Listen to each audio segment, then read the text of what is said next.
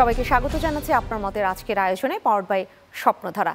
আজকের আমাদের আয়োজনটা হচ্ছে এবারের যে 2025-26 অর্থ বছরের বাজেট, সেই বাজেটে পোল্ট্রি খাতের কী অবস্থা সেটা সার্বিক আমরা জানবার চেষ্টা করব এবং সেই জায়গাটায় বিভিন্ন খুঁটিনাটি বিষয়গুলো হয়তো আপনাদেরকেও জানানোর চেষ্টা করব। আর এই জানানোর জন্য যারা আজকে আপনার মতের স্টুডিওতে উপস্থিত হয়েছেন তাদের সাথে শুরুতেই আপনাদের আলাপ করিয়ে দিই। আমাদের মাঝে উপস্থিত রয়েছেন ফিড ইন্ডাস্ট্রি অ্যাসোসিয়েশন বাংলাদেশের প্রেসিডেন্ট শামসুল আরিফিন খালেদ, রয়েছেন world poultry science association Bangladesh শাখার প্রেসিডেন্ট মশিউর রহমান এবং রয়েছেন ফিড ইন্ডাস্ট্রি অ্যাসোসিয়েশন বাংলাদেশের জেনারেল সেক্রেটারি মোহাম্মদ নজরুল ইসলাম। আপনাদের তিনজনকে স্বাগত জানাচ্ছি আজকের এই আয়োজনে থাকবার জন্য এবং কৃতজ্ঞতা নিঃসন্দেহে।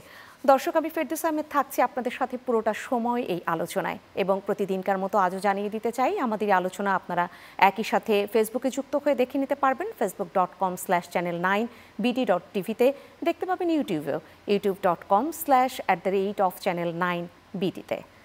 আমি শুরুটা করতে চাচ্ছি শামসুল আরিফিন খালেদ আপনাকে দিয়ে এবং 2025-26 অর্থ বছরের যে বাজেট, সেই বাজেট নিয়ে তো নানান ধরনের পর্যালোচনা আপনারা সবাই করেছেন। বিশেষ করে পোলট্রি খাতে কর্পোরেট ট্যাক্সের যে ব্যাপারটা এসছে, যে 15% থেকে বাড়িয়ে কর্পোরেট এই ট্যাক্স 27.5% করা হয়েছে, এটা কি এই খাতের উপর অনেক বড় প্রভাব ফেলতে পারে? আর সেটা যদি নেতিবাচক হয় আর কি। জি, ধন্যবাদ। প্রথমে দেখতে হবে পোলট্রি সেক্টরটাকে গভর্নমেন্ট বিগত 20-30 বছর যারাই ছিলেন তারা কিভাবে দেখেছে। এটাকে একটা থার্ড সেক্টর হিসেবে ধরা হয়েছে এবং এই কারণে এটা কিন্তু ট্যাক্স এক্সেম্পটেড সেক্টর ছিল। এর কারণ হচ্ছে পোলট্রির তো উদ্দেশ্য ট্যাক্স কালেক্ট করা না, পোলট্রি সেক্টরের উদ্দেশ্য, তার অন্য কিছু উদ্দেশ্য আছে। প্রথম হচ্ছে ফুড বা নিউট্রিশন সিকিউরিটি ছিল, গ্রামীণ অর্থনীতিকে সচল করার বিষয় আছে, তারপর উইমেন এম্পাওয়ারমেন্টের বিষয় আছে। এই সবগুলো কারণ যদি আমি সামনে রাখি, এর বাইরেও কিন্তু এমপ্লয়মেন্ট জেনারেশনের বিষয় আছে, স্পেশালি গ্রামীণ অর্থনীতির ক্ষেত্রে। এই বিষয়গুলোকে সামনে রেখে এটা একটা এক্সাম্পটেড সেক্টর ছিল এবং দাম তো গ্রহণযোগ্য একটা সীমার ভিতরে থাকতে হবে। সেই হিসাবে ট্যাক্স যেহেতু আগে ওইভাবে ছিল না, প্রথমে তো জিরো ট্যাক্স ছিল, তারপর একসময় এটা 5% থেকে 10%, তারপর 15%-এ আসে ইনকাম ট্যাক্স। হঠাৎ করে এবছর এটা 27.5% করে দেওয়া হয়েছে। এটাতে তো যারা কিছুদিন আগে ইনভেস্ট করেছে তাদের এখন দ্বিতীয়বার চিন্তা করতে হবে যে ফার্দার কোনো ইনভেস্টমেন্ট তারা বা এক্সপানশনে যাবে কিনা। যে গ্রোথটা গত 20 বছরে এই সেক্টর নিয়েছে বা 25 বছরে নিয়েছে, প্রথম তো 15 বছর ডাবল ডিজিট গ্রোথ ছিল, তারপরও হাই গ্রোথে ছিল, কোভিডের পরেও এখন রিকভারি স্টেজে আছে এই সেক্টরটা। এই মুহূর্তে এই অতিরিক্ত ট্যাক্সটা এই গ্রোথটাকে একেবারে কমিয়ে আনবে এবং যেটাতে প্রবলেমটা হয়ে যাবে আমাদের যে পার ক্যাপিটা কনসামশন এখন, যেটা পোলট্রির ক্ষেত্রে বা ব্রয়লার বা সমস্ত মুরগি মিলে যদি 10 কেজি হয় আর যদি ডিমের ক্ষেত্রে 130টা হয়, যেটা আমাদের টার্গেট হচ্ছে 300টা করা, 200-র উপরে করা, আর আলটিমেটলি 18 কেজি থেকে 20 কেজি করা হচ্ছে মুরগির মাংস, সেটা একেবারেই সম্ভব হবে না, যেটা আমাদের আগামী 5-6 বছরের মধ্যে করার কথা ছিল। কারণ ইনভেস্টমেন্টই তো ঠিকমতো হবে না সামনে। এবং এটাতে কিন্তু শুধু এটা হলো প্রথম প্রবলেম। দ্বিতীয়ত হচ্ছে একসময় না একসময় দাম বাড়া শুরু হবে এবং আবার কিন্তু নাগালের বাইরে একটা করে আইটেম চলে যেতে থাকবে। এবং এটার কারণ হচ্ছে যেহেতু ইনভেস্টমেন্ট হবে না, সেখানে প্রোডাকশন কমতে থাকবে সেক্টরে আস্তে আস্তে এবং একসময় ক্রাইসিস তৈরি হবে এবং অটোমেটিক ডিমান্ড সাপ্লাই ইস্যুতে দাম বেড়ে যাবে। তো আমার মনে হয় এখনই গভর্নমেন্ট এই বিষয়টা খেয়াল করা দরকার যে এই ট্যাক্সটাকে কীভাবে আবার সহনশীল পর্যায়ে নিয়ে আসা হয়। নাহলে কিন্তু সামনে গভর্নমেন্টেরই প্রবলেম হবে, পুরো বাংলাদেশের মানুষজনের সবারই প্রবলেম হবে। জি, সেক্ষেত্রে মশিউর রহমান, আপনাকে এই পর্যায়ে শুনতে চাই, যেটা শামসুল আরিফিন খালেদ বলছিলেন যে একদম পুষ্টি নিরাপত্তার কথাটাও উনি বললেন যে এই সেক্টরটা তো আসলে একদম বাংলাদেশের সেই পুষ্টি নিরাপত্তা নিশ্চিত করে, কিন্তু এই জায়গায় যদি এরকম অবস্থা দাঁড়ায় এবং নিরুৎসাহিত হয় খামারিরা, তাহলে আমরা কি সেই যে এসডিজি, সেই পুষ্টি নিরাপত্তার বিষয়টা, সেটা নিশ্চিত করতে পারবো? প্রথমে চিন্তা করতে হবে সরকারের উদ্দেশ্য কী বা আমাদের উদ্দেশ্য কী। আমাদের দুই পক্ষের উদ্দেশ্য ভোক্তাকে সঠিক খাবারটা দেওয়া এবং সঠিক দামে দেওয়া। আমাদের এই পোলট্রি সেক্টর ডেভেলপমেন্টের কারণে যেই দামটা, ডিমের দামটা এখনও সহনীয়ত আছে, মাংসের দামটা সহনীয় আছে, সেইটা থাকবে না।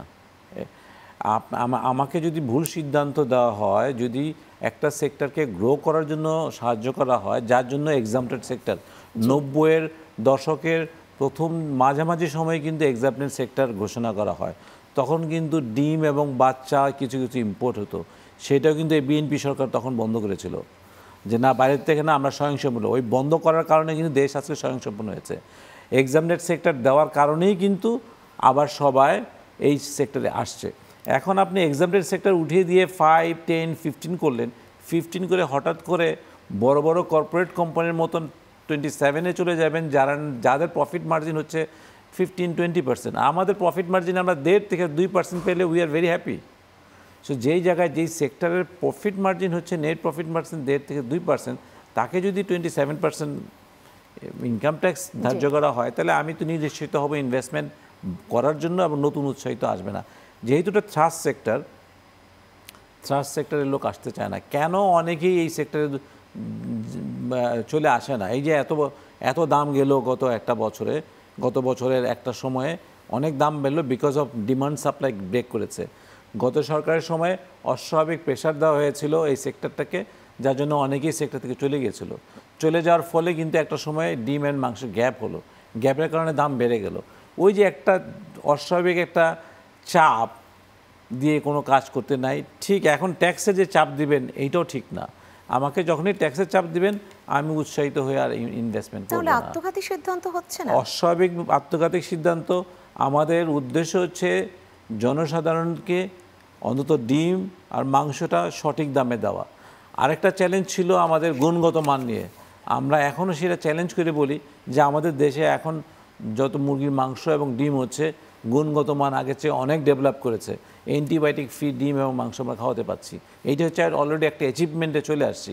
অলরেডি আমরা ফার্মিং শিখেছি, আমরা জেনে গেছি কীভাবে ফার্মিং করতে হয়।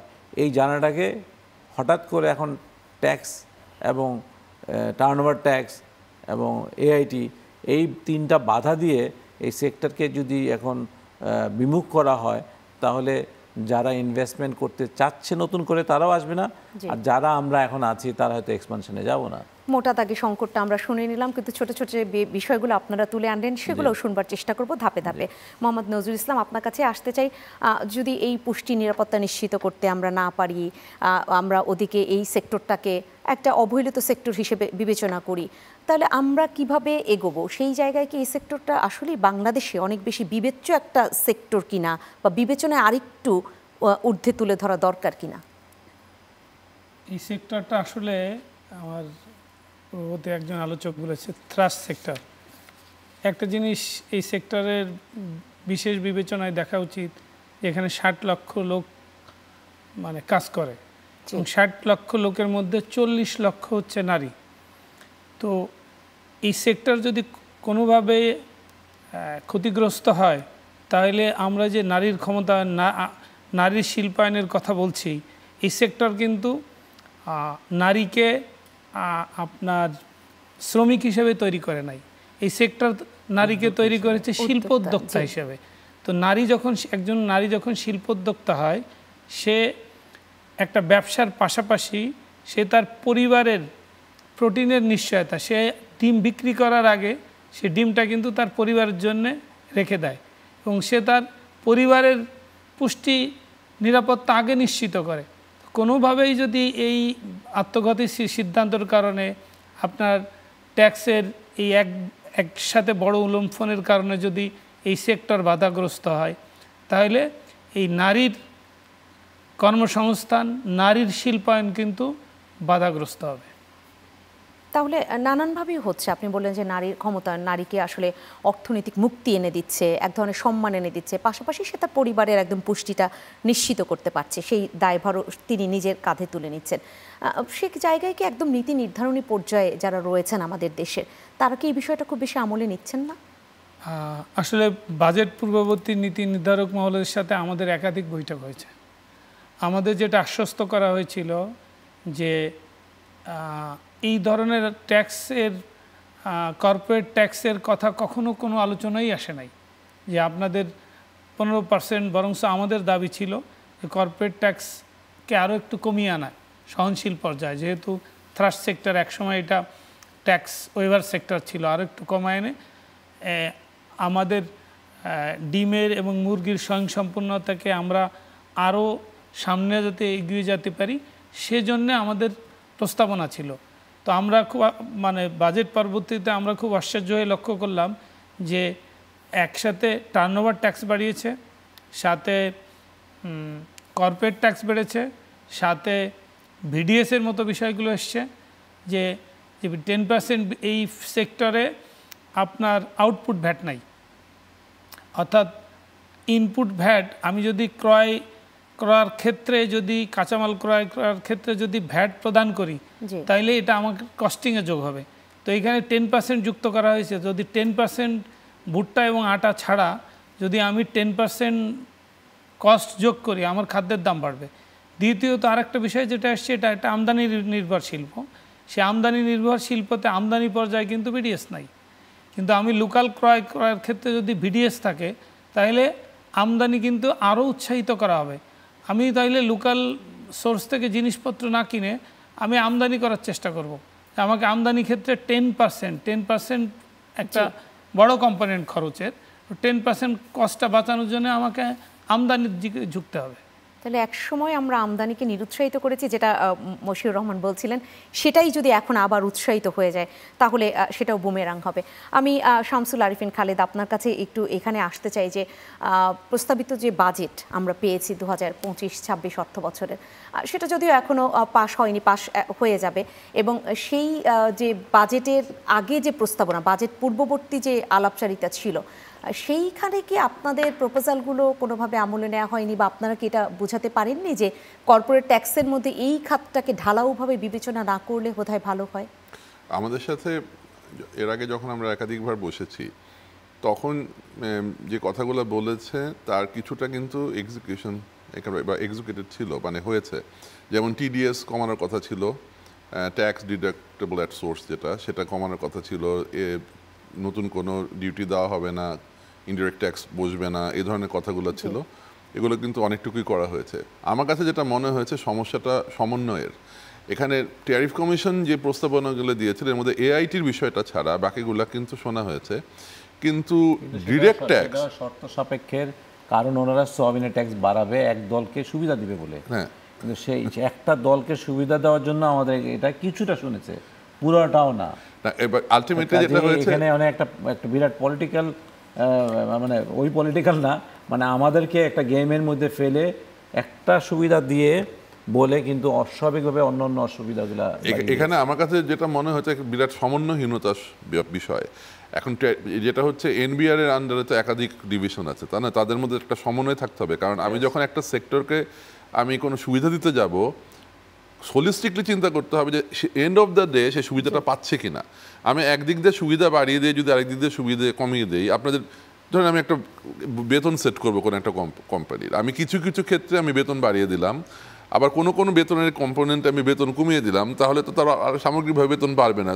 তো এইভাবে কিছু জিনিস বাড়িয়ে কিছু কমিয়ে যেমন সমন্বয় হয় না, এখানেও তাই হয়েছে। কিছু জিনিস কমিয়ে দিয়ে আবার যেটা আলটিমেটলি কনসার্নের জায়গা সেগুলো অনেক বেশি বাড়িয়ে দিয়েছে, এবং এই কারণে আসলে এই সেক্টর কোনো লাভবান হচ্ছে না। যে জায়গাগুলো কমানো হয়েছে সেটার কারণে খুব একটা লাভবান সেক্টর হচ্ছে না। সমন্বয়হীনতার কারণেই নাকি ভারসাম্যেরও কোনো কোনো ক্ষেত্রে? এটা ভারসাম্যর সমস্যা, এটা ভারসাম্যর সমস্যা। এবং আমার মনে হয় এই কিছু কিছু বিষয় শেষের দিকে এসে অনেক তাড়াহুড়া করে হয়ে গেল কিনা জানি না, ওনারা সামগ্রিকভাবে সেক্টর ধরে ধরে যে অ্যানালিসিসগুলো দরকার সেভাবে করা হয়নি। এবং আমি বলি কেন, এইটার আরেকটা এক্সাম্পল দেই এইটার পক্ষে। বলা হচ্ছে যে, এভাবে বলা হয়েছে যে পোল্ট্রি সেক্টরটাকে ব্যবহার করা হয় কিছু কিছু ব্যক্তির কালো টাকা সাদা করার জন্য এবং বিদেশে টাকা পাচার করার জন্য। আমাদের সেক্টরের ভিতরে যারা বড় ইনভেস্টর আছে তাদের কারো ক্ষেত্রে এটা হয়েছে বলে আমাদের জানা নাই। তার মানে এখানে কেউ কেউ হয়তো করেছে, আমরা চিনিও না তাদের হয়তো পোল্ট্রি সেক্টর বা ফিড সেক্টরে তাদের নাম আছে কাগজে কলমে, আসলে তারা হয়তো ওইভাবে ইনভেস্টমেন্টও করে নাই, কিন্তু অনেক টাকা তারা হোয়াইট করে নিয়ে গেছে। গভর্নমেন্ট নিশ্চয়ই তারা জানে কারা এটা করেছে, তাদের এগেন্সে তো অ্যাকশনে গেলেই হয়। একটা সেক্টরের উপর এটার ভিত্তি করে তো ট্যাক্স চাপাতে পারে না। যদি স্পেসিফিক কারো কারণে আজকে এই সমস্যাটায় গভর্নমেন্ট পড়ে, তাহলে তাদের বিরুদ্ধে অ্যাকশনে যেতে হবে। সেক্টরের সবার উপরে ঢালাওভাবে এটার একটা প্রভাব, নেতিবাচক প্রভাব ফেলানো তো এটা তো ঠিক হচ্ছে না। কারণ এটা গভর্নমেন্টেরই কিন্তু পরবর্তীতে সমস্যা হবে, কারণ তারা তো দেশ চালাবে। এবং যখন সবচেয়ে সহজলভ্য এবং সবচেয়ে সস্তা যে প্রোটিন এবং গ্রামের জনগোষ্ঠীর যাদের সাথে বেশি, যেই সেক্টরের সাথে বেশি সম্পৃক্ত কৃষিখাতের পরেই, সেই উপখাতটা যখন বিপর্যয়ের মধ্যে পড়বে, তখন গভর্নমেন্ট এটাকে পরবর্তীতে কিভাবে সামাল দিবেন? আমরাও সামাল দিতে পারবো না, মানুষজন অসুবিধার মধ্যে পড়বে। লাভের থেকে ক্ষতি হবে বেশি। ট্যাক্স তো খুব বেশি আদায় করতে পারবে বলে মনে হয় না, কিছু হয়তো আদায় হবে এক্সট্রা। তার থেকেও বড় ক্ষতি যে অন্য জায়গায় হয়ে যাচ্ছে গভর্নমেন্টের, সেটা কিন্তু হয়তো ওনারা খেয়াল করেন নাই। এবং এই কারণেই বলছি এখনও সুযোগ আছে, এটাকে সমন্বয় করে ফেললে আমাদের ধারণা খুবই ভালো একটা বাজেট হবে। এখনো সময় আছে, সমন্বয়ের সুযোগ আছে। জি, আমরা প্রত্যাশা রাখতে চাই আপনার মতের আজকের যে এই আয়োজন, এই আলোচনা, সেখান থেকে নীতি নির্ধারণী পর্যায়ে যারা রয়েছেন তারা এটা শুনবেন, আমলে নেবেন। আমি মশিউর রহমান আপনার কাছে আসতে চাই, চিহ্নিত ব্যক্তিদের শনাক্ত করে সেখানে যে একটি ব্যবস্থা নেয়, এখানে কোনো ধরনের প্রপোজাল আপনাদের পক্ষ থেকে ছিল কি না? চিহ্নিত ব্যক্তিদের কথা তো তখন আসে নাই, যখন বাজেট আসলো তখন শুনলাম যে এই সেক্টরের অনেক লোক কালো টাকা সাদা করে তারা ব্যবসা করছে এবং টাকা পাচার করেছে। এখন পর্যন্ত আমরা আসলে জানি না কারা তারা, কিন্তু এটা তো সরকার ভালো করেই জানে তারা কারা।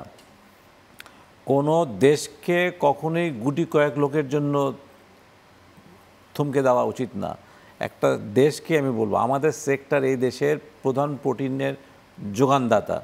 আমরাই ডিম বানাই, আমরাই মুরগির মাংস বানাই। আমাদের সারাদিনের, আমার পরিবারে এবং সারা দেশের পরিবারে মাংস এবং ডিম সস্তায় পেতে হবে, এটা হলো দৈনন্দিন দিনের চাহিদা। তো এই জিনিসটাকে আরও গ্রো করা, আরও সস্তায় দেওয়া, এটাই হওয়া উচিত সরকারের প্রধান কাম্য। সেইটা না করে গুটি কয়েক লোক কালো টাকা সাদা করে বাইরে নিয়ে যাচ্ছে, সেই জন্য পুরো সেক্টরকে চাবি মেরে আমি আটকাই দেই, এটা কোনো রকমই এটা ভালো সিদ্ধান্ত নয়, এটা সাংঘাতিক ভুল সিদ্ধান্ত সরকারের। আমি বলবো যে সময় আছে না, আজকেই ভাবা উচিত যে যেই জিনিসগুলা ওনারা ভেবেছে যে এখানকে এই সেক্টরটাকে সংকুচিত করে দেয়, এটা টোটালটা ভুল সিদ্ধান্ত। এটা যদি করা হয় তাহলে মানুষ উৎসাহ হারায় ফেলবে এই সেক্টরে আসা। এমনিতেই থ্রাস্ট সেক্টর, এমনি মানুষ এই সেক্টরকে ভয় পায়, এই ডিজিজ কন্ট্রোল করতে গিয়ে ভয় পায়। এই দেশের জায়গা কিন্তু 1 ইঞ্চি বাড়বে না, খাদ্য অভ্যাস বাড়বে। ডিম আমরা আজকে খাচ্ছি 130-135টা ডিমে আমরা 200-300-তে যেতে চাই। মাংস খাচ্ছি 7 কেজি, আমরা মাংস যেতে চাই 20 কেজি। এই যে আমরা বাড়াবো প্রোডাকশানটা, দেশের পরিমাণ তো বাড়বে না, আমাকে ফার্মিং বাড়াইতে হবে, অভ্যাস বাড়াইতে হবে, ফার্মিংয়ে আসার জন্য মানুষকে উৎসাহিত করতে হবে। সেই জন্য আমি 15% যেই ট্যাক্স আছে, আমি বলবো এটাকে আবারও কীভাবে থ্রাস্ট সেক্টর হিসাবে এটাকে 0 ট্যাক্সে নিয়ে আসা আগের মতন, তাহলে মানুষ আরও আসুক, আরও প্রোডাকশন বাড়ুক, মানুষকে আমরা যাতে সস্তায় ডিম এবং মাংস দিতে পারি। কিন্তু এই সংকটগুলো একদম সাধারণ ভোক্তা পর্যায়ে জানে না, এবং তখন কিন্তু আসলে আপনাদের দিকে আঙুল তোলে যে তারাই বোধহয় মানুষকে কষ্টের মধ্যে রেখেছে এবং অনেক বেশি উচ্চ মানে প্রফিট খুঁজবার চেষ্টা করছে। একদম সোজা জিনিস, কিন্তু এইটা যেটা নাকি আরিফিন সাহেব বলেছে, আমাদেরকে নিয়ে ওইরকমভাবে চিন্তাই করা হয় নাই। সেক্টরটাকে নিয়ে চিন্তা করা উচিত যে কিভাবে ভোক্তাদেরকে সস্তায় মাংস এবং ডিম দেওয়া যায়। কোনো খাদ্যদ্রব্য গত 5 বছরে যা বেড়েছে, পোলট্রির সাথে যদি কম্পেয়ার করা হয়, সবচেয়ে সস্তা এবং সবচেয়ে কম বেড়েছে এই 2টা প্রোডাক্টেই। বাকিগুলা 3 গুণ বেড়েছে, পোলট্রিতে 2 গুণ না, 1.5 গুণও হয় নাই। তো কাজী এই যে বেড়েছে, ইনগ্রেডিয়েন্টের দাম বাড়ার জন্য আমাদের প্রোডাক্টের দাম কিছুটা বেড়েছে, কিন্তু অন্যগুলো বেড়েছে কিন্তু জাম্পিংভাবে 3 টাইমস।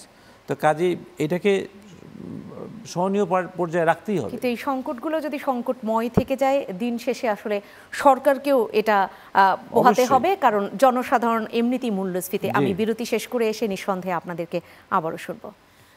দর্শক, আপনারা যারা রয়েছেন আপনার মতের আজকের আয়োজনে পাওয়ারড বাই স্বপ্নধারা, বাকি আলোচনা নিয়ে ফিরবো শীঘ্রই, সাথে থাকবেন। আবারও স্বাগত জানাচ্ছি আপনার মতের আজকের আয়োজনে পাওয়ারড বাই স্বপ্নধারা। আজ আমরা কথা বলছি এই বছরের যে বাজেট, সেই প্রস্তাবিত বাজেটে পোলট্রি খাতের কী অবস্থা, সেই সার্বিক বিষয়টা জানবার চেষ্টা করছি। আমি এই পর্যায়ে মোহাম্মদ নজরুল ইসলাম আপনার কাছে আসতে চাই।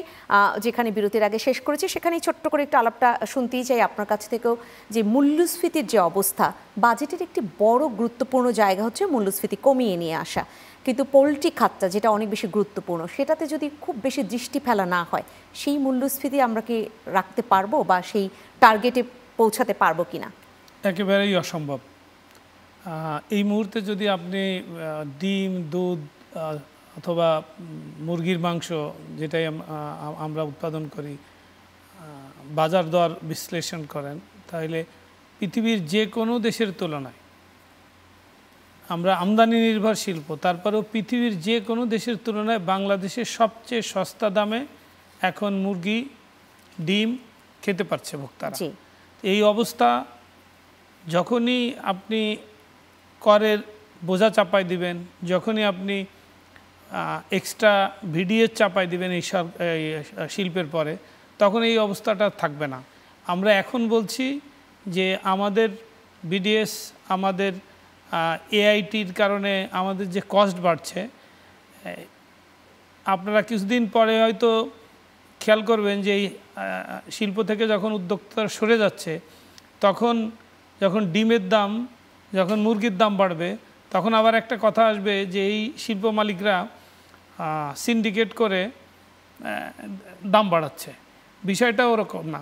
বিষয়টা হচ্ছে আপনি নীতি সহায়তাটা এমন জায়গায় নিয়ে যাচ্ছেন যেটা আমাদের ব্যবসা করা, আমাদের জন্য সাস্টেইন করা কঠিন। যখন আমি ব্যবসায়ী সাস্টেইন করতে পারবো না, যখন উৎপাদন কমে যাবে, যখন আমার উৎপাদন কমবে, কৃষকের উৎপাদন কমবে, এটা দুই কৃষক এবং শিল্প মালিকের দুইজন কিন্তু আমাদের এইখানে, আপনারা জানেন যে যারা আমরা কর্পোরেট কোম্পানিগুলোর বলি, এদের ডিমের উৎপাদন ক্ষমতা মাত্র 20 থেকে 22%। সিমিলারলি যদি ব্রয়লারের ক্ষেত্রেও বলেন, সেটাও এরকম 20 থেকে 22%। তো এটা ব্যাখ্যা করে বলো, বাকিরা হচ্ছে গ্রামীণ মহিলারা, গ্রামীণ ছোট ছোট খামারিরা এটা হচ্ছে উৎপাদন করে। 80% ডিম এবং মুরগির উৎপাদন হচ্ছে ছোট প্রান্তিক খামারিরা। তো যখন আমাদের অস্তিত্ব থাকবে না, তখন প্রান্তিক খামারিরা ক্ষতিগ্রস্ত হবে।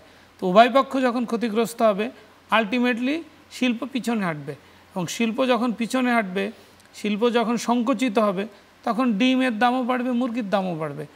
তখন কিন্তু আমরা এই ব্লেম নিতে রাজি না যে আমাদের কারণে ডিম এবং মুরগি দাম বাড়ছে। আমরা তখন বলবো সরকারের নীতি সহায়তা, সরকারের পলিসি এর জন্যই দায়ী। কিন্তু অভিযোগটা আসলে ওইভাবেই তোলা হয় যে একেবারেই বড় বড় কর্পোরেট হাউসগুলো, তারা সাধারণত যারা এই সেক্টরের কথা বলছি, তারাই আসলে সেটা কুক্ষিগত করে রাখছে, যার কারণেই সেটার দাম বাড়ছে। এই যে অভিযোগগুলো হয়, কিন্তু সেটা আসলে সাধারণ মানুষ ব্যাখ্যার কারণে সেটা বুঝতে পারে না। আপনার কাছে আবারও শুনবো, আমি শামসুল আরিফিন খালেদ, আপনার কাছে একটু এআইটি এই বিষয়টা একটু বিস্তারিত শুনতে চাই। সেটা হচ্ছে যে আমরা যেভাবে মানে অ্যাকচুয়াল যে ইনকাম ট্যাক্সটা সেটা বের করবার ক্ষেত্রে, বা এটা আগে যে নিয়ে রাখা, এই বিষয়টা হয়তো আমাদের সাধারণ দর্শকরা অনেক বিশদ বোঝেন না, সেটা যদি একটু ব্যাখ্যা করতেন। আচ্ছা, সেটা এইভাবে বলি। ধরেন আমি যদি ফিড ইন্ডাস্ট্রির কথা বলি, কারণ ফিড ইন্ডাস্ট্রির কথা কেন বলছি, পোলট্রির প্রোডাকশন খরচের 70 থেকে 75%, কখনো কখনো 80% ফিডের খরচ। সুতরাং ফিডের দাম যদি বেশি থাকে, তাহলে অটোমেটিক্যালি পোলট্রির দাম বেশি থাকবে। এখন ফিডের দাম কিভাবে বেশি থাকে, এটার একটা ব্যাখ্যা, যদি এআইটি যদি বেশি হয় কিভাবে। ফিড ইনগ্রেডিয়েন্ট আমরা বাংলাদেশে যা ব্যবহার করি, যে কাঁচামাল, তার 70% হলো ইম্পোর্টেড।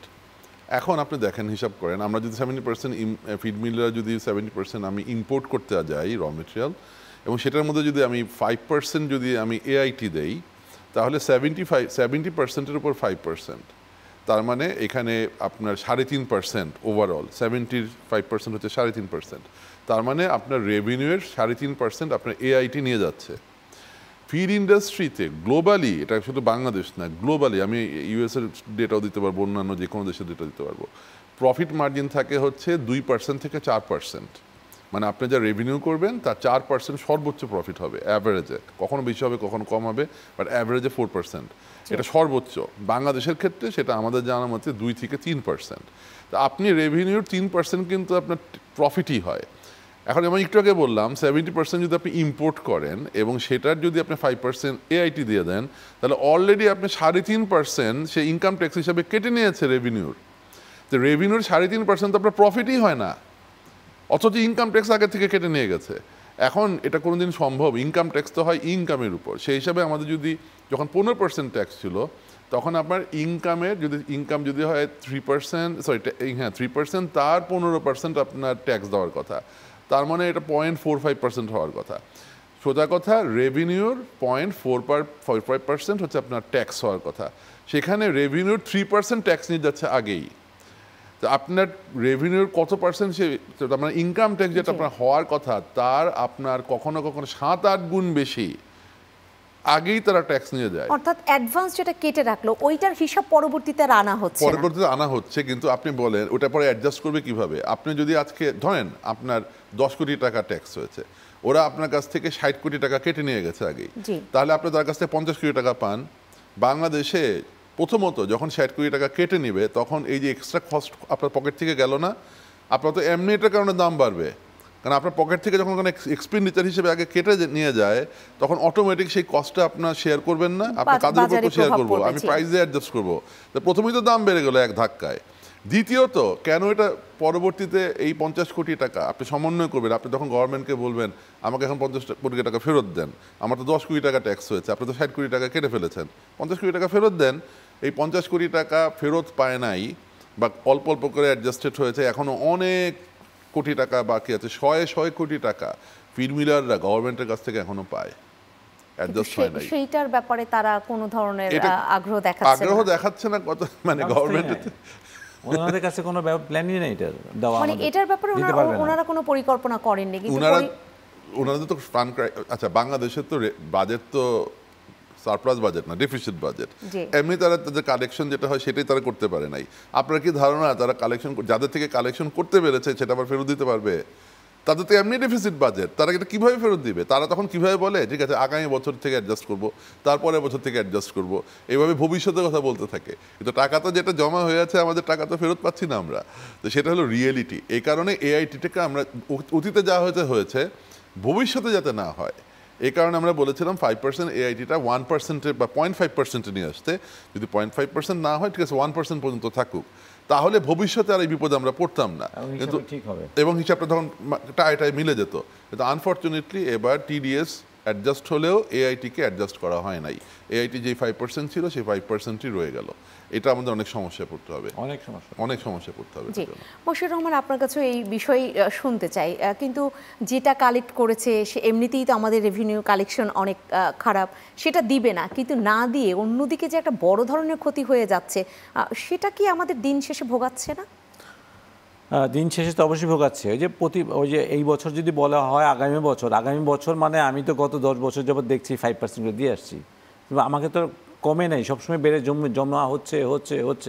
তো কাজেই যেইভাবে বলা হয় যে এই সেক্টরকে 15% ইনকাম ট্যাক্স দেওয়া হয়, কিন্তু আসলে তো 15% না, ওই যে জমা হচ্ছে যে টাকাগুলো, ওগুলো যে জমা যোগ দেই সব কিছু মিলে আমাদের 50-60% ট্যাক্স হবে। আমরা 50-60% ট্যাক্স দেই গভর্নমেন্টকে। এবার যদি 27.5 এটা বিবেচনা করি তাহলে আমাদের 70-80% ট্যাক্স দেওয়া হবে আমাদের। সেটা তো আরো হিউজ। কাজে এই জিনিসগুলো ক্যালকুলেশন না করে দেওয়া মানে একটা সেক্টরকে থমকে দেওয়া মতন একটা কাজ হবে। এই দেশে বুঝতে হবে যে আমরা বলি 18 কোটি, হয়তো আমরা আরও বেশি লোক আছি, প্রত্যেককেই কিন্তু প্রতিদিন ডিম এবং মাংসের খাদ্যের অভ্যাস বাড়ছে এবং বাড়বে, কারণ আমরা সস্তায় দিচ্ছি এবং সস্তায় দিব। যে খাদ্য অভ্যাস যে বাড়বে এরা কে করছে? গ্রামীণ থেকেই তো আসছে আমাদের ম্যাক্সিমাম, এখনও 80% ডিম গ্রাম থেকে আসছে। আগে কিন্তু একসময় এই গ্রামীণ উদ্যোক্তারা কিন্তু ম্যাক্সিমাম মহিলা, আগে কিন্তু ওনারা মুরগি পালতেন মাত্র 1000-2000, এখন একজন ছোট খামারি যারা তারা কিন্তু 10,000-15,000 মুরগি পালে। সো যেই স্ল্যাব দেওয়া হয়েছে ওই স্ল্যাবে কিন্তু তারা পড়ে না। যদি 500 মুরগি পালি তাহলে ওই স্ল্যাবে পড়ে। আচ্ছা গ্রামীণ মহিলারা তো ট্যাক্স পড়ে না, ওনাদের তো 10 লাখ টাকা দেওয়া হয়েছে। তো গ্রামীণরা তো এখন অত ছোটো নাই, ওনারা তো অনেক বড় হয়ে গেছে, ওনারা তো এখন এক একটা ফ্লক 10,000, 15,000, 20,000 ফ্লক পালে। কারণ আমার তো এই দেশকে খাওয়াতে হবে। 18 কোটি মানুষকে সঠিক ডিম এবং মাংস যদি খাওয়াতে চাই তাহলে এই গ্রামীণ মহিলাদের ফার্মিং সাইজ আরও বড় করতে হবে, আরও আধুনিকায়ন করতে হবে এবং ওনাদেরকে আরও আমাদের সাহায্য করতে হবে। ওনাদেরকে বিদেশ থেকে ইকুইপমেন্ট আনার জন্য হেল্প করতে হবে। বরঞ্চ ইকুইপমেন্ট আনার জন্য এবার বাধা দেখা যাচ্ছে বিএমআরই করতে গেলে ট্যাক্স দিতে হচ্ছে। তো কাজে সব কিছু মিলে ওই সারা বাংলাদেশে কোনো ব্যবসা পাবেন না যে সব কিছু ঢাকা কেন্দ্রিক, শহর কেন্দ্রিক, কিন্তু আমরাই একমাত্র সেক্টর পুরা দেশ কেন্দ্রিক। যত আনাচে কোনাচে যাবেন ফার্ম আছে, মানে প্রতিটা জায়গা আমরা অকেজো জায়গা আমরা কাজে লাগাচ্ছি এবং গ্রামীণ মহিলারা এখানে কাজ করছে এবং ওনারা এখন অনেক বড় বড় উদ্যোক্তা হয়ে গেছে। এত বড় উদ্যোক্তা হয়ে গেছে, ওনাদেরকে আরও বড় হওয়ার সুযোগ দেওয়া উচিত, আরও মহিলাদেরকে এই সেক্টরে আসতে দেওয়া উচিত। নারীর যে ক্ষমতায়ন বলি বা অর্থনৈতিক মুক্তি বলি, এই জায়গাটা আপনাকে আমি আরেকটু শুনতে চাই, কিন্তু বিরতি শেষ করে ফিরে এসে নিঃসন্দেহে শুনবো। সম্মানিত দর্শক, আপনারা যারা রয়েছেন আপনার মতের আজকের আয়োজনে পাওয়ার্ড বাই স্বপ্নধারা, আজ আমরা কথা বলছি পোলট্রি সেক্টর নিয়ে, বিশেষ করে বাজেট কতটা নজর দিল এই সেক্টরে সেটাই জানবার চেষ্টা করছি। বাকি আলোচনা নিয়ে ফিরবো শীঘ্রই, সাথে থাকবেন। আবারও ফিরে এলাম আপনার মতের আজকের আয়োজনে পাওয়ার্ড বাই স্বপ্নধারা। আজ কথা বলছি বাজেটে পোলট্রি খাতের কী অবস্থা এটার খুঁটিনাটি জানবার চেষ্টা করছি। আমি এই পর্যায়ে ফিরবো মোহাম্মদ নজরুল ইসলাম আপনার কাছে আমি এই বিষয়টা শুনবো, তবে আমি বিরতিতে যাবার আগে বোধহয় মশিউর রহমানকে আরেকটু শুনতে চেয়েছিলাম, আপনাকে শুনে বরং মোহাম্মদ নজরুল ইসলামের কাছে আসি। সেটা হচ্ছে যে নারীর ক্ষমতায়নের কথা যেটা বলছিলেন, কোভিড পরবর্তী সময় মানে কোভিডের মানে প্রভাবটা কোভিডের সময় পড়েনি, কিন্তু কোভিড পরবর্তী সময় আমরা দেখেছিলাম যে অনেক ছোট ছোট খামারিরা তারা নিরুৎসাহিত হয়ে চলে গেছে বা না জান লজিস্টিক সাপোর্টের কারণে একটা প্রভাব কিন্তু বাজারে পড়েছিল। তাহলে সেই জায়গাটা মাথায় রেখেও কি আমরা এখন এই বিষয়গুলো ভাববো না? সেই জায়গাটায় রেখে আর বেশি ভাবা উচিত ছিল, যার জন্যই আমরা অনেকবার ওনাদের সাথে বসেছি এবং বুঝিয়েছি। আমাদের কাছে মনে হয়েছে ওনারা বুঝেছে, কিন্তু বাজেট দেখে মনে হয়েছে বুঝেন নাই। আর বাজেটের ওই একটা শব্দ শুনে বুঝলাম যে ওনারা ওই একটা গোষ্ঠী যারা টাকা পাচার করেছে তাদেরকে মাথায় রেখে আমাদেরকে ধম করে হয়তো যেই চিন্তাটা করেছিল আমাদের জন্য আমাদের পক্ষে যাওয়ার, সেইটা মনে ভুলে গিয়ে ওই তাদেরকে কালো টাকা সাদা করতে পারবে না এই সেক্টরের লোকজন এসে, সেইটাকে মাথায় রেখে ঢালাওভাবে বাজেট তো কর্মসংস্থানের ব্যাপারে বিশেষ গুরুত্ব দেওয়া হয়েছে, তাইলে সেই কর্মসংস্থান তো এখানে সাংঘাতিকভাবে কর্মসংস্থানের গুরুত্ব আছে এবং এটা সেই জন্যই এটা দেওয়া উচিত ছিল। প্লাস খাদ্য ফুড সিকিউরিটি নিয়ে তো ভাবতেই হবে যে আমি জনসাধারণকে খাদ্য কত সস্তায় খাওয়াবো। তো কাজে আমরা একটা বিরাট একটা প্রোটিনের চাহিদা দিচ্ছি।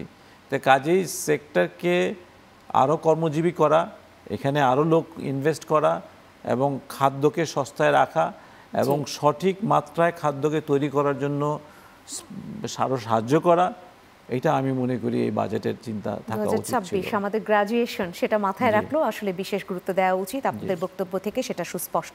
আমি মোহাম্মদ নজরুল ইসলাম আপনার কাছে এই পর্যায়ে আসি। আপনি ভিডিএস এর কথা বারবার বলছিলেন, এবার একটু বিস্তারিত শুনতে চাই। এই উৎসে করের কি ধরনের হলে বা আপনাদের প্রস্তাবনা কেমন ছিল, সেটা কতটা আমলে নিলে আমাদের জন্য ভালো হবে? দেখুন, যেসব ইন্ডাস্ট্রিতে ভ্যাট থাকে, মানে আমরা আউটপুট ভ্যাট বলি, যেটা ভোক্তা বহন করে, সেই সব ইন্ডাস্ট্রিতে ইনপুট ভ্যাট থাকে। ইনপুট এবং আউটপুট ভ্যাট যদি দুইটা থাকে, তাহলে আমি যখন ক্রয় স্টেজে ভ্যাট দেই, যখন বিক্রয় স্টেজে এটা সমন্বয় হয়, তখন আমার উৎপাদন খরচের উপর এটা কিন্তু খুব কম প্রভাব পড়ে। কর্তন হয়ে যাওয়ার কারণে পড়ে না, কর্তন হয়ে যাওয়ার পরে পড়ে না। কিন্তু আমাদের এই সেক্টরটা হচ্ছে আউটপুট ভ্যাটবিহীন, অর্থাৎ ভোক্তাদের ভ্যাট দিতে হয় না। যারা ভোক্তা অর্থাৎ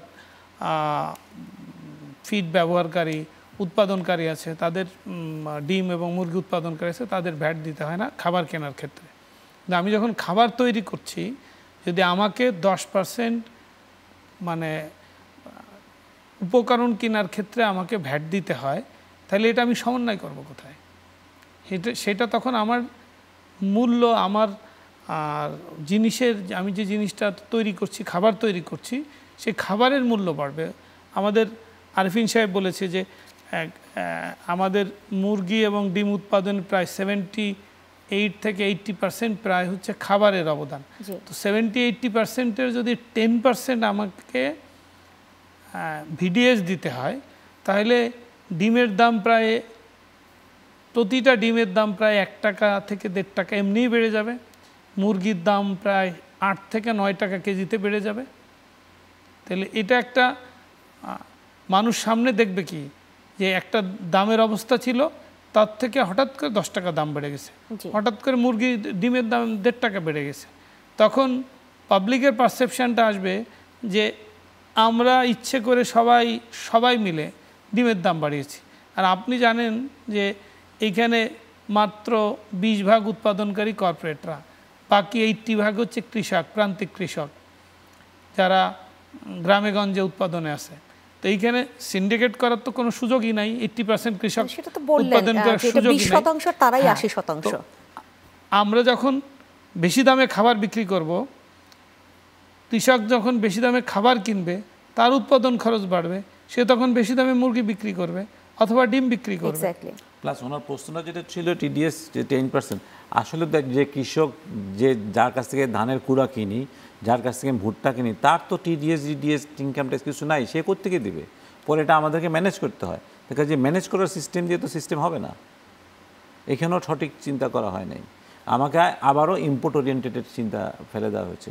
আমরা চাচ্ছি দেশীয় প্রোডাক্ট বেশি কিনি, ইম্পোর্ট কেন এত করবো? আমরা আস্তে আস্তে ইম্পোর্ট থেকে কমিয়ে দেশীয় ইনগ্রেডিয়েন্ট কত ইউজ করা যায় সেই চিন্তা করার জন্য এই নিয়মটা ঠিক হয় নাই। সেটা বললেন আপনি, একদম শুরুতে বলছিলেন যে বিএনপি সরকার আমলে বরঞ্চ নিরুৎসাহিত করা হয়েছিল। আমরা একসময় ইম্পোর্টেড কান্ট্রি ছিলাম, বাচ্চাও ইম্পোর্ট করতে হতো। এই দেশে কিন্তু বাচ্চা 1000-এর বেশি পাওয়া যেত না।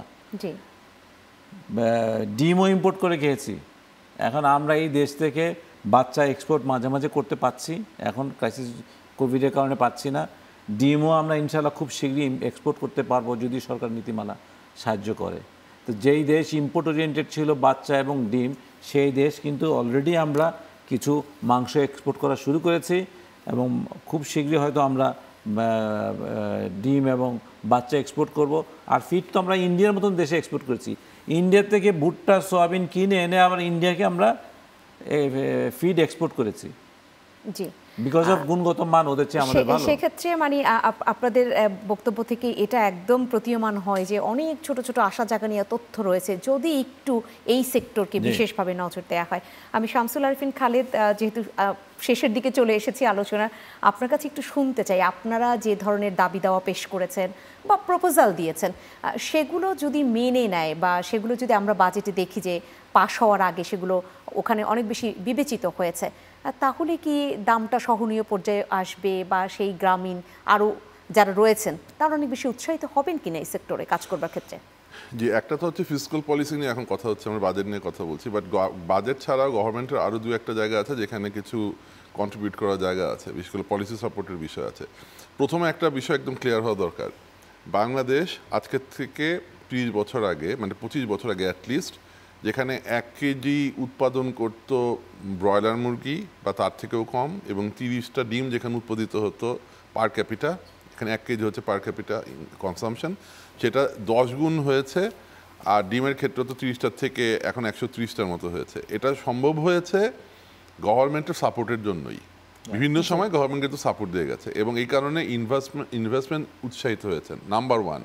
নাম্বার 2, ক্ষুদ্র খামারি এবং যারা আমরা ব্যাকওয়ার্ড ইংরেজে কাজ করি বাচ্চা এবং ফিড নিয়ে এবং কর্পোরেট যাদেরকে বলা হয়, তাদের একটা সমন্বিত উদ্যোগের কারণে হয়েছে। একজন আরেকজনের কমপ্লিমেন্টারি হিসেবে কাজ করেছিল দেখে, একজন আরেকজনের প্রতিদ্বন্দ্বী না, একজন আরেকজনের জন্য সহায়ক শক্তি হিসেবে কাজ করেছিল দেখে। সুতরাং গভর্নমেন্টের সাপোর্ট এবং এই যে একটা হারমোনাইজেশন ছিল এবং হারমোনি ছিল একজনের প্রতি আরেকজনের যে একটা আন্ডারস্ট্যান্ডিং ছিল, সেটার কারণেই হয়েছে। যারাই এই সেক্টরকে দুর্বল করতে চাবে তারা কিন্তু এই জায়গায় ভাঙন ধরানোর চেষ্টা করবে। গভর্নমেন্টের এমন কিছু পলিসি বা এমন একটা ইন্টারভেনশন এটার ভিতরে থাকবে যেটাতে এই সেক্টর ক্ষতিগ্রস্ত হয় এবং এই দুই গ্রুপের মধ্যে, ক্ষুদ্র এবং বড়দের মধ্যে একটা বিভেদ তৈরি হয়। তাদের একটা বাচ্চায় কমপক্ষে 30 থেকে 35 টাকা করে লস হচ্ছে এবং 100 কোটি টাকা, এখন আমরা হিসাব করে দেখেছি 1200 কোটি টাকার মতো এই সেক্টরে লস হয়েছে গত 2 মাসে। এবং এটা যদি আরও 3-4 মাস কন্টিনিউ করে তাহলে কিন্তু আস্তে আস্তে খামারি ঝরে যাবে, দেওয়াল সাপ্লায়াররা ঝরে যাবে। তখন কি হবে? ক্রাইসিস হবে। আজকে থেকে 7-8 মাস পরে আবার একটা ক্রাইসিস শুরু হবে, তখন কিন্তু আবার দাম বাড়া শুরু হবে, তখন আবার কিন্তু একটা গ্রুপ বলবে যে কর্পোরেটটা সিন্ডিকেট করছে। বিষয়টা কিন্তু তা না, তখন ওখানেই যাবে। এর জন্য আমরা আমাদের দায় আমরা আর বিপদে না পড়ি, এই কারণে এখন থেকে আমরা বলছি এই জিনিসগুলো করেন যাতে দেশের মানুষ বিপদে না পড়ে, আমরা বিপদে না পড়ি, একটা ভালো অবস্থা আপনারা দিয়ে যাচ্ছেন। মশিউর রহমান, আরেকটি বিষয় একটু আপনার কাছ থেকে জানি ছোট্ট করি, সেটা হচ্ছে যে বিভিন্ন সময় মূল্যস্ফীতি কমাতে বা সরকার এক ধরনের বাজার নিয়ন্ত্রণের জন্য যে উদ্যোগ নেন, দামটা বেঁধে দেন যে 1 পিস ডিমের দাম এত টাকার উপরে যেতে পারবে না, কিন্তু প্রোডাকশন কস্টের সাথে সেটা কি ভেবে খুব দামটা নির্ধারণ করা হয় নাকি সেখানেও একটা সংকট তৈরি হয়? ওনারা ওই দামটা নির্ধারণ করার জন্য যে প্রক্রিয়া ধারণ করেন এটা দেখা যায় এত লম্বা হয়ে যায়, দাম এর মধ্যেই অনেক ওঠানামা হয়ে যায়। আমরা যারা প্রোডাকশনে আছি আমরাও চাই না যে ডিমের দাম, মাংসের দাম ওঠানামা করুক, প্রায় কাছাকাছি থাকুক, 1-2% আপ ডাউন হতে পারে, 5% আপ ডাউন হতে পারে, এর বেশি না। সরকার প্রপার কস্টিং করে যদি দিয়ে দেয় এবং এটা যদি লং রান প্ল্যান করে, ইভেন প্রোডাকশন লেভেলে যদি হাত দেয়। আমি একটা কোম্পানি, আমার মন চাইলো আজকে আমি 1 লাখ বাচ্চা করছি, কালকে আমি 3 লাখ করবো, it's suppose to be not. If I do that তাহলে ওভার প্রোডাকশন হবে। তাহলে গভর্নমেন্টের উচিত প্রতিটা কোম্পানিকে রেজিস্ট্রেশন দেওয়ার জন্য সময় তার ক্ষমতাটা জিজ্ঞেস করবে, তোমার আগামী 5 বছরের প্ল্যান বলো। So I can make my country plan, I can make my demand and supply plan. So demand and supply যদি ম্যাচ করে আমাকে প্রোডাকশন করতে দেওয়া হয়, কোনো সময় দাম বাড়বেও না কমবেও না, প্রায় কাছাকাছি থাকবে। তো গভর্নমেন্ট এই কাজটা করতে অক্ষম। আমরা অনেকবার চাপ দিয়েছি। জি, আপনি যতবারই কথা চমৎকারভাবে হয় ব্যাখ্যা তখন দিলেন। ডিমান্ড সাপ্লাইকে ঠিক করার জন্য আপনারা কাজ করেন। ডিমান্ড সাপ্লাই দামকে ঠিক করে দিবে। তো ডিমান্ড সাপ্লাই দাম এই দুইটা যদি ঠিক করা হয় তাহলে আমি চাইলেই কালকে ফার্মে অনেক বেশি প্রোডাকশন করতে পারবো না। আমাদের দেশে যেটা এখন এই বর্তমানে গত 2 মাস যাবত যে ক্ষতিটা হয়ে যাচ্ছে, গত বছর অনেক দাম বেড়ে যাওয়ার কারণে যারা ফার্মিং করতে পারে না এরকম লোক এসে অস্বাভাবিক ফার্মিং করছে। তাহলে সেই সমন্বয়টা খুব জরুরি। আজকে যেহেতু সময় স্বল্পতার কারণে আমাকে শেষ করতে হচ্ছে, শেষ 1 মিনিট আপনাকে শুনতে চাই এবং এই খাত সংশ্লিষ্ট একজন আন্তরিক মানুষ হিসেবে প্রত্যাশা কি করেন সামনের দিনগুলোতে এই খাতের কতটা ভালো হতে পারে যদি সবকিছু আমলে নেওয়া হয় দাবি দেওয়াগুলো? যদি আমাদের এইসব দাবি দেওয়াগুলো আমলে নেওয়া হয়, আমরা মনে করি যে এখন প্রতি কেজি মানে পার কনজামশন যদি আপনারা ব্রয়লার বলেন যেটা 7-8 কেজি আসছে, এটা আগামী 5 বছরের মধ্যে এটা 15 থেকে 16 কেজিতে পৌঁছানো সম্ভব। ডিমের যে পার কনজামশন আছে 130 থেকে 34টা, এটা 200-তে যাওয়া সম্ভব।